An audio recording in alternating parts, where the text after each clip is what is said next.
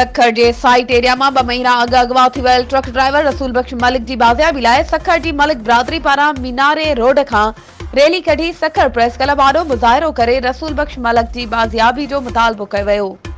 48 कलाकनि में बाज़ियाब न थियो त बबरलो बाईपास ते धरणो हयो वेंदो। उन मौके ते मुज़ाहिरीन की अगवाणी कंदड़ मलिक तंज़ीम के अगवाणनि गुलाम रसूल मलिक, इमदाद अली मलिक, धणी बख्श मलिक, हुजूर बख्श मलिक ऐं ॿियनि जो चवण हो त 2 महीना अॻु सखर जे साइट एरिया वारे इलाइक़े में बच्चल शाह मियाणी जो रहवासी ट्रक ड्राइवर रसूल बख्श पुट रहीम बख्श मलिक के नामालूम धाड़ेल अगवा करे कश्मोर वारे इलाइक़े में कैद करे रखियो आहे।